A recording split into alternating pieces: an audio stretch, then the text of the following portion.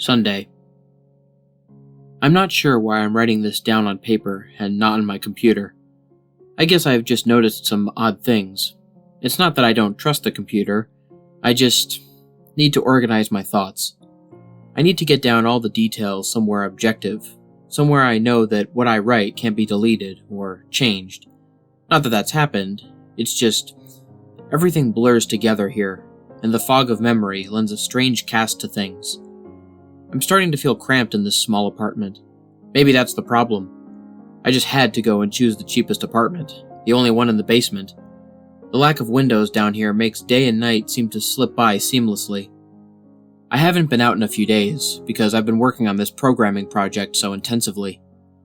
I suppose I just wanted to get it done.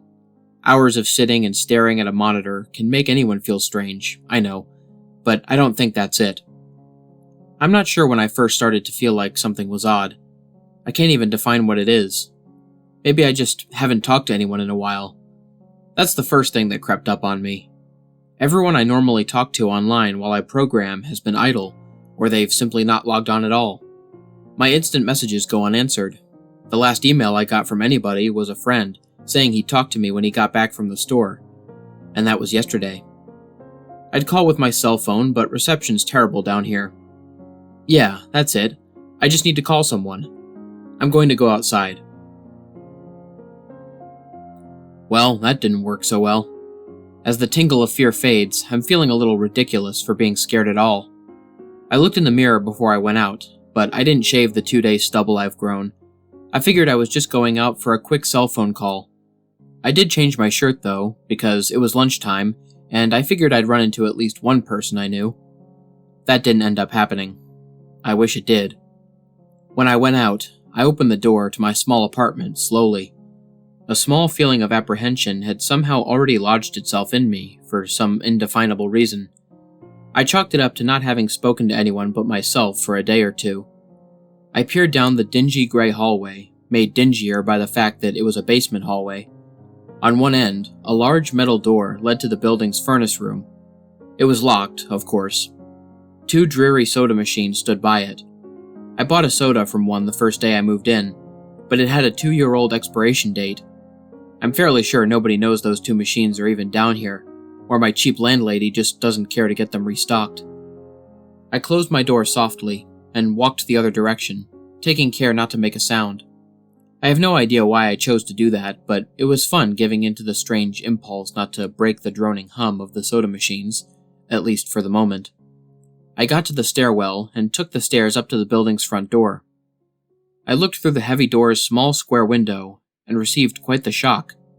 It was definitely not lunchtime. City gloom hung over the dark street outside, and the traffic lights at the intersection in the distance blinked yellow. Dim clouds, purple and black from the glow of the city, hung overhead. Nothing moved, save the few sidewalk trees that shifted in the wind. I remember shivering, though I wasn't cold. Maybe it was the wind outside.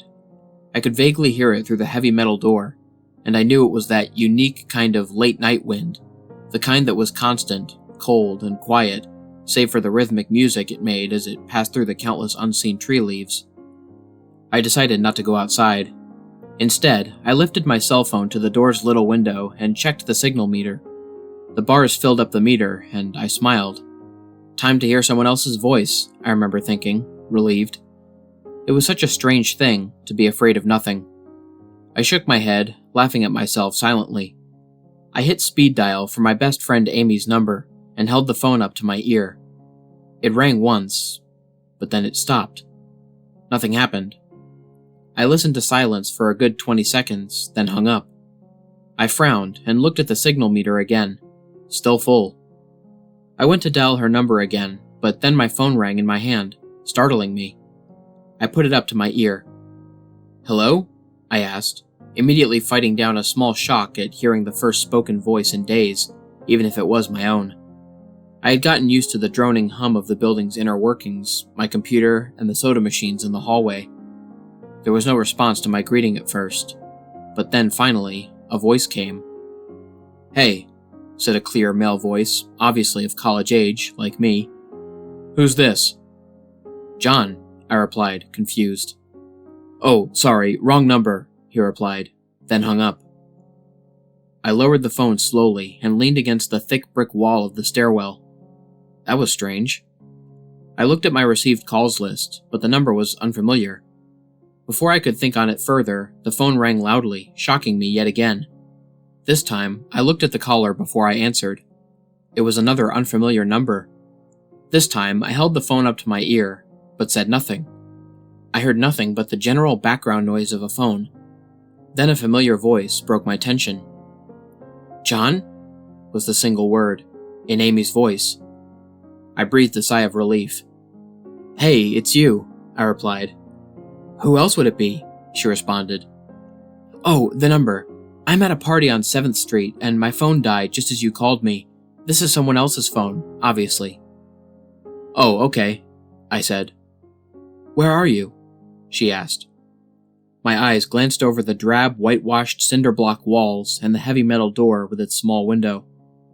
"At my building," I sighed. Just feeling cooped up, I didn't realize it was so late. "You should come here," she said, laughing. "Nah, I don't feel like looking for some strange place by myself in the middle of the night," I said, looking out the window at the silent, windy street that secretly scared me just a tiny bit. "I think I'm just going to keep working or go to bed." "Nonsense," she replied. "I can come get you. Your building is close to 7th Street, right?" "How drunk are you?" I asked lightheartedly. "You know where I live." "Oh, of course," she said abruptly. "I guess I can't get there by walking, huh?" "You could if you wanted to waste half an hour," I told her. "Right," she said. "Okay, have to go. Good luck with your work." I lowered the phone once more, watching the numbers flash as the call ended. Then, the droning silence suddenly reasserted itself in my ears. The two strange calls and the eerie street outside just drove home my aloneness in this empty stairwell. Perhaps from having seen too many scary movies, I had the sudden inexplicable idea that something could look in the door's window and see me, some sort of horrible entity that hovered at the edge of aloneness, just waiting to creep up on unsuspecting people that strayed too far from other human beings. I knew the fear was irrational, but nobody else was around, so I jumped down the stairs, ran down the hallway into my room, and closed the door as swiftly as I could while still staying silent. Like I said, I feel a little ridiculous for being scared of nothing, and the fear has already faded. Writing this down helps a lot. It makes me realize that nothing is wrong. It filters out half-formed thoughts and fears and leaves only cold, hard facts. It's late, I got a call from a wrong number, and Amy's phone died, so she called me back from another number. Nothing strange is happening. Still, there was something a little off about that conversation. I know it could have just been the alcohol she'd had. Or was it even her that seemed off to me? Or was it... Yes, that was it. I didn't realize it until this moment, writing these things down. I knew writing things down would help. She said she was at a party, but I only heard silence in the background. Of course, that doesn't mean anything in particular, as she could have just gone outside to make the call. No, that couldn't be it either. I didn't hear the wind. I need to see if the wind is still blowing. Monday. I forgot to finish writing last night. I'm not sure what I expected to see when I ran up the stairwell and looked out the heavy metal door's window. I'm feeling ridiculous. Last night's fear seems hazy and unreasonable to me now. I can't wait to go out into the sunlight. I'm going to check my email, shave, shower, and finally get out of here. Wait, I think I heard something. It was thunder. That whole sunlight and fresh air thing didn't happen. I went out into the stairwell and up the stairs, only to find disappointment. The heavy metal door's little window only showed flowing water as torrential rain slammed against it. Only a very dim, gloomy light filtered in through the rain. But at least I knew it was daytime, even if it was a gray, sickly, wet day. I tried looking out the window and waiting for lightning to illuminate the gloom, but the rain was too heavy, and I couldn't make out anything more than vague, weird shapes moving at odd angles in the waves washing down the window. Disappointed, I turned around, but I didn't want to go back to my room. Instead, I wandered further up the stairs, past the first floor, and the second. The stairs ended at the third floor, the highest floor in the building. I looked through the glass that ran up the outer wall of the stairwell, but it was that warped, thick kind that scatters the light, not that there was much to see through the rain to begin with. I opened the stairwell door and wandered out the hallway. The 10 or so thick wooden doors painted blue a long time ago were all closed. I listened as I walked, but it was the middle of the day, so I wasn't surprised that I heard nothing but the rain outside. As I stood there in the dim hallway, listening to the rain, I had the strange, fleeting impression that the doors were standing like silent granite monoliths erected by some ancient, forgotten civilization for some unfathomable guardian purpose. Lightning flashed, and I could have sworn that, for just a moment, the old, grainy blue wood looked just like rough stone. I laughed at myself for letting my imagination get the best of me, but then it occurred to me that the dim gloom and lightning must mean that there was a window somewhere in the hallway. A vague memory surfaced, and I suddenly recalled that the third floor had an alcove and an inset window halfway down the floor's hallway. Excited to look out into the rain and possibly see another human being, I quickly walked over to the alcove, finding the large, thin glass window. Rain washed down it, as with the front door's window, but I could open this one. I reached a hand out to slide it open, but hesitated. I had the strangest feeling that if I opened that window, I would see something absolutely horrifying on the other side. Everything's been so odd lately, so I came up with a plan, and I came back here to get what I needed. I don't seriously think anything will come of it, but I'm bored, it's raining, and I'm going stir-crazy. I came back to get my webcam. The cord isn't long enough to reach the third floor by any means, so instead, I'm going to hide it between the two soda machines in the dark end of the basement hallway, run the wire along the wall and under my door, and put black duct tape over the wire to blend it in with the black plastic strip that runs along the base of the hallway's walls. I know this is silly, but I don't have anything better to do. Well, nothing happened. I propped open the hallway to stairwell door, steeled myself, then flung the heavy front door wide open and ran like hell down the stairs to my room and slammed the door.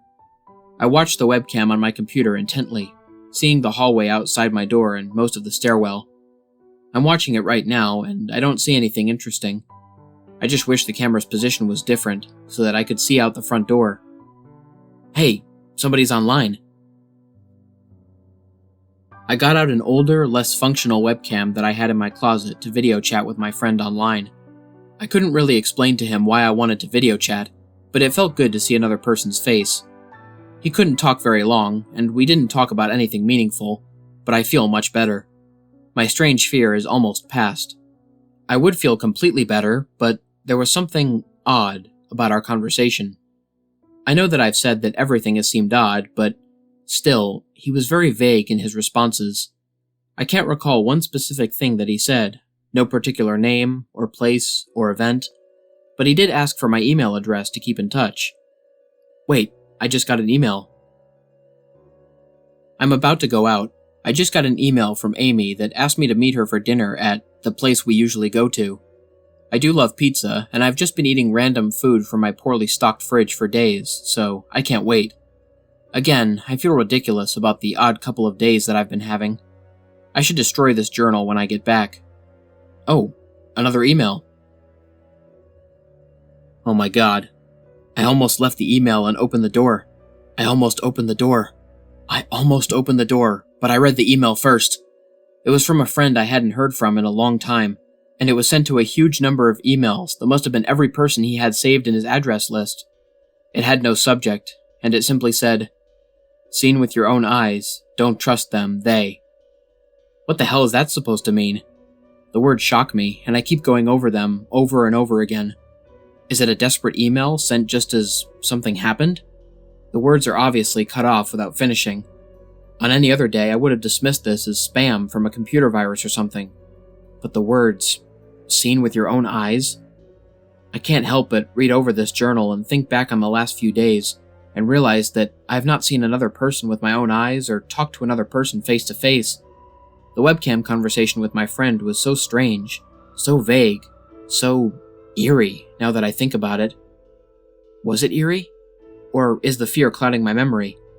My mind toys with the progression of events I've written here, pointing out that I have not been presented with one single fact that I did not specifically give out unsuspectingly. The random wrong number that got my name, the subsequent strange return call from Amy, the friend that asked for my email address. I messaged him first when I saw him online, and then I got my first email a few minutes after that conversation. Oh my god. That phone call with Amy. I said over the phone, I said that I was within half an hour's walk of 7th Street, They know I'm near there. What if they're trying to find me? Where's everyone else? Why haven't I seen or heard anyone else in days? No, this is crazy. This is absolutely crazy. I need to calm down. This madness needs to end. I don't know what to think. I ran about my apartment furiously, holding my cell phone up to every corner to see if I got a signal through the heavy walls. Finally, in the tiny bathroom near one ceiling corner, I got a single bar. Holding my phone there, I sent a text message to every number in my list. Not wanting to betray anything about my unfounded fears, I simply sent, "You seen anyone face to face lately?" At that point, I just wanted any reply back. I didn't care what the reply was, or if I embarrassed myself. I tried to call someone a few times, but I couldn't get my head up high enough, and if I brought my cell phone down even an inch, it lost signal. Then I remembered the computer and rushed over to it, instant messaging everyone online. Most were idle or away from their computer. Nobody responded. My messages grew more frantic, and I started telling people where I was and to stop by in person for a host of barely passable reasons. I didn't care about anything by that point. I just needed to see another person. I also tore apart my apartment looking for something I might have missed, some way to contact another human being without opening the door. I know it's crazy, I know it's unfounded, but what if? What if? I just need to be sure. I taped the phone to the ceiling, just in case. Tuesday. The phone rang. Exhausted from last night's rampage, I must have fallen asleep. I woke up to the phone ringing and ran into the bathroom, stood on the toilet, and flipped open the phone taped to the ceiling. It was Amy, and I feel so much better. She was really worried about me, and apparently had been trying to contact me since the last time I talked to her. She's coming over now, and yes, she knows where I am without me telling her. I feel so embarrassed. I'm definitely throwing this journal away before anyone sees it. I don't even know why I'm writing in it now. Maybe it's just because it's the only communication I've had at all since God knows when. I look like hell, too. I looked in the mirror before I came back in here. My eyes are sunken, my stubble is thicker, and I look generally unhealthy. My apartment is trashed, but I'm not going to clean it up. I think I need someone else to see what I've been through. These past few days have not been normal. I'm not one to imagine things. I know I've been the victim of extreme probability. I probably missed seeing another person a dozen times. I just happened to go out when it was late at night, or the middle of the day when everyone was gone. Everything's perfectly fine. I know this now. Plus, I found something in the closet last night that has helped me tremendously. A television. I set it up just before I wrote this, and it's on in the background. Television has always been an escape for me, and it reminds me that there's a world beyond these dingy brick walls. I'm glad Amy's the only one that responded to me after last night's frantic pestering of everyone I could contact. She's been my best friend for years. She doesn't know it, but I count the day that I met her among one of the few moments of true happiness in my life. I remember that warm summer day fondly. It seems a different reality from this dark, rainy, lonely place. I feel like I spent days sitting in that playground, much too old to play, just talking with her and hanging around doing nothing at all. I still feel like I can go back to that moment sometimes, and it reminds me that this damn place is not all that there is. Finally, a knock at the door. I thought it was odd that I couldn't see her through the camera I hid between the two soda machines. I figured that it was bad positioning, like when I couldn't see out the front door. I should have known. I should have known. After the knock, I yelled through the door jokingly that I had a camera between the soda machines, because I was embarrassed that I had taken this paranoia so far. After I did that, I saw her image walk over to the camera and look down at it. She smiled and waved. "Hey," she said to the camera brightly, giving it a wry look. "It's weird, I know," I said into the mic attached to my computer. "I've had a weird few days." "Must have," she replied. "Open the door, John." I hesitated. How could I be sure? "Hey, humor me a second here," I told her through the mic. "Tell me one thing about us. Just prove to me that you're you." She gave the camera a weird look. All right," she said slowly, thinking. "We met randomly at a playground when we were both way too old to be there." I sighed deeply as reality returned and fear faded. God, I've been so ridiculous. Of course it was Amy. That day wasn't anywhere in the world, except in my memory. I'd never even mentioned it to anyone, not out of embarrassment, but out of a strange secret nostalgia and a longing for those days to return. If there was some unknown force at work trying to trick me, as I feared, there was no way they could know about that day. Alright, I'll explain everything, I told her. Be right there. I ran to my small bathroom and fixed my hair as best I could. I looked like hell, but she would understand. Snickering at my own unbelievable behavior and the mess I had made of the place, I walked to the door. I put my hand on the doorknob and gave the mess one last look. So ridiculous, I thought. My eyes traced over the half-eaten food lying on the ground, the overflowing trash bin, and the bed I had tipped to the side looking for God knows what. I almost turned to the door and opened it, but my eyes fell on one last thing. The old webcam, the one I used for that eerily vacant chat with my friend. Its silent black sphere lay haphazardly tossed to the side, its lens pointed at the table where this journal lay. An overwhelming terror took me as I realized that if something could see through that camera, it would have seen what I just wrote about that day. I asked her for any one thing about us, and she chose the only thing in the world that I thought they or it did not know. But it did. It did know. It could have been watching me the whole time. I didn't open the door. I screamed. I screamed in uncontrollable terror. I stomped on the old webcam on the floor. The door shook and the doorknob tried to turn, but I didn't hear Amy's voice through the door. Was the basement door, made to keep out drafts, too thick? Or was Amy not outside? What could have been trying to get in, if not her? What the hell is out there? I saw her on my computer through the camera outside. I heard her on the speakers through the camera outside, but was it real? How can I know? She's gone now. I screamed and shouted for help. I piled up everything in my apartment against the front door. Friday. At least I think that it's Friday. I broke everything electronic. I smashed my computer to pieces. Every single thing on there could have been accessed by network access. Or worse, altered. I'm a programmer, I know. Every little piece of information I gave out since this started, my name, my email, my location, none of it came back from outside until I gave it out. I've been going over and over what I wrote. I've been pacing back and forth, alternating between stark terror and overpowering disbelief.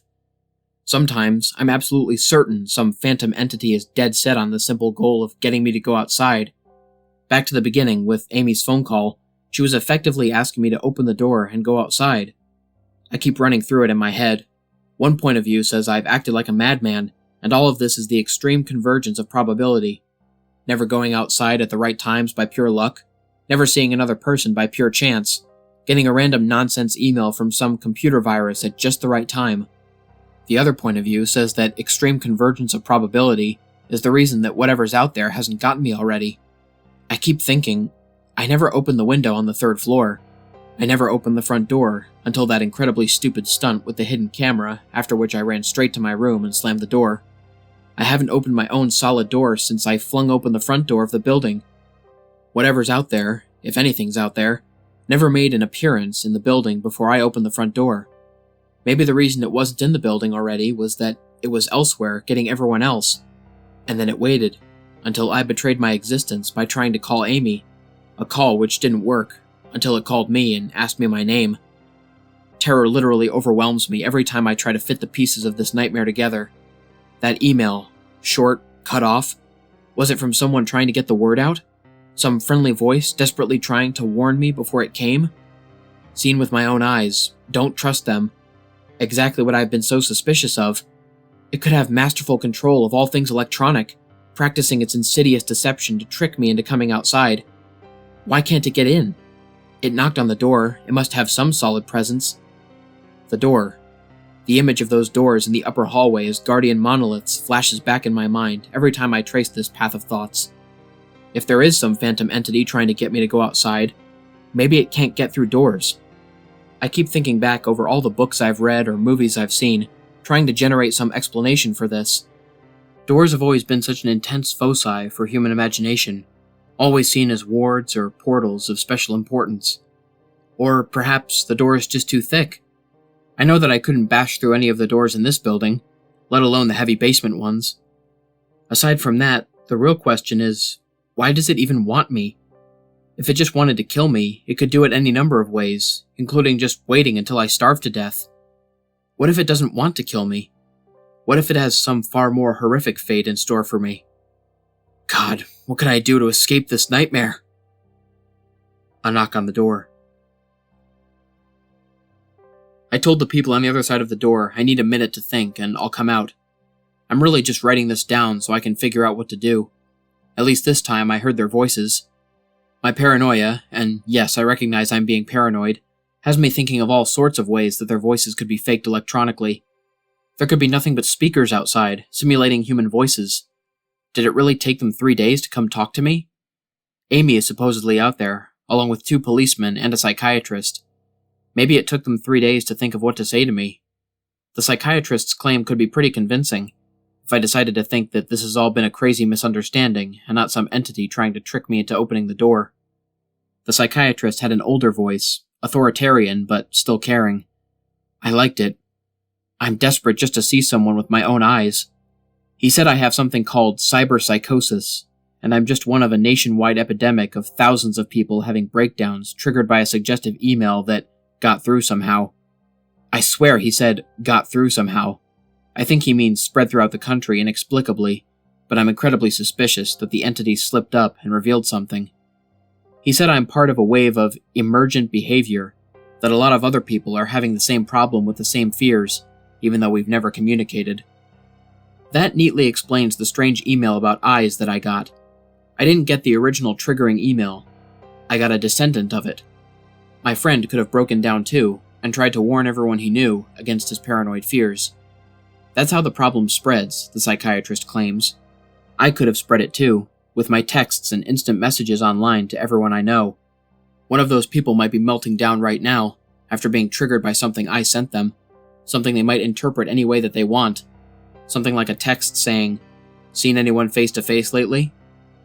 The psychiatrist told me that he didn't want to lose another one, that people like me are intelligent, and that's our downfall. We draw connections so well that we draw them even when they shouldn't be there. He said it's easy to get caught up in paranoia in our fast-paced world, a constantly changing place where more and more of our interaction is simulated. I have to give him one thing. It's a great explanation. It neatly explains everything. It perfectly explains everything, in fact. I have every reason to shake off this nightmarish fear that some thing or consciousness or being out there wants me to open the door so it can capture me for some horrible fate worse than death. It would be foolish, after hearing that explanation, to stay in here until I starve to death just to spite the entity that might have gotten everyone else. It would be foolish to think that, after hearing that explanation, I might be one of the last people left alive on an empty world, hiding in my secure basement room, spiting some unthinkable deceptive entity just by refusing to be captured. It's a perfect explanation for every single strange thing I've seen or heard, and I have every reason in the world to let all of my fears go and open the door. That's exactly why I'm not going to. How can I be sure? How can I know what's real and what's deception? All these damn things with their wires and their signals that originate from some unseen origin, they're not real. I can't be sure. Signals through a camera, faked video, deceptive phone calls, emails, even the television lying broken on the floor.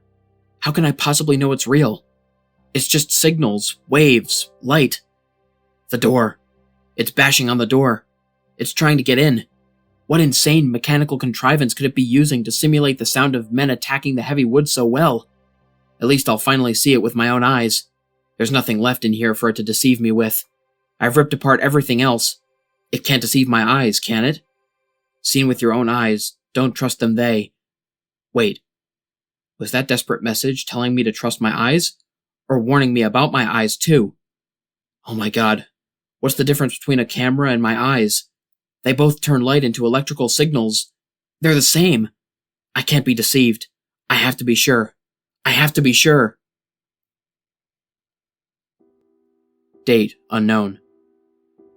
I calmly asked for paper and a pen, day in and day out, until it finally gave them to me. Not that it matters. What am I going to do? Poke my eyes out? The bandages feel like part of me now. The pain is gone.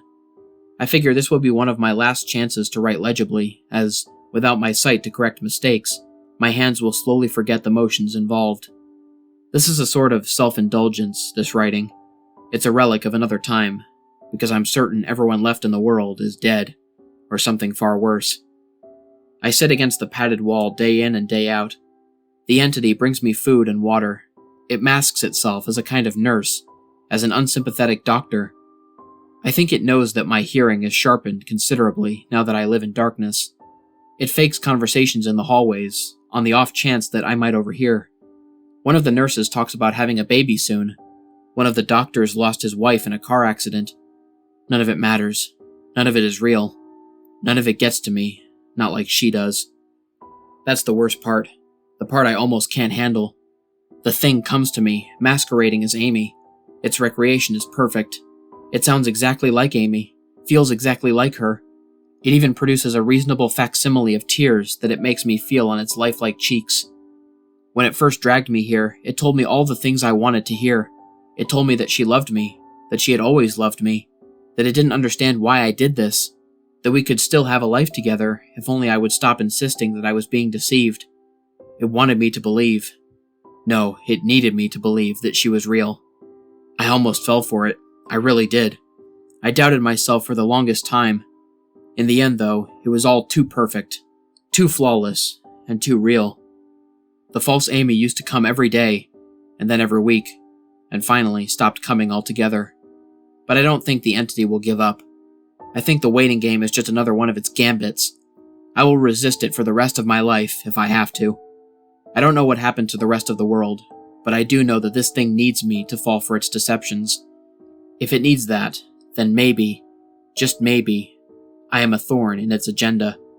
Maybe Amy is still alive out there, somewhere, kept alive only by my will to resist the deceiver.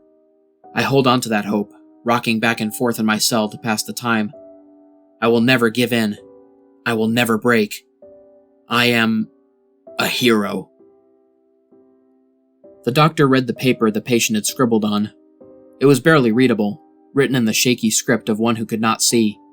He wanted to smile at the man's steadfast resolve, a reminder of the human will to survive, but he knew that the patient was completely delusional. After all, a sane man would have fallen for the deception a long time ago. The doctor wanted to smile. He wanted to whisper words of encouragement to the delusional man. He wanted to scream, but the nerve filaments wrapped around his head and into his eyes made him do otherwise. His body walked into the cell like a puppet, and told the patient once more that he was wrong, and that there was nobody trying to deceive him.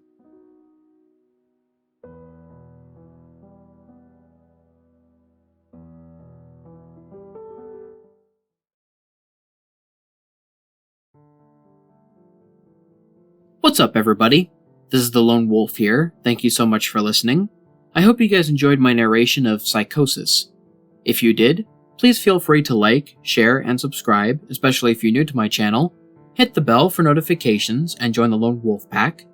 If anybody wishes to reach out to me regarding personal stories, recommendations, advice about the channel, or just to say hello, feel free to leave a comment on any of my videos or send me a direct message on any of my social media platforms. There will be links to my email, my Twitter, my Discord server, and my Instagram in the description.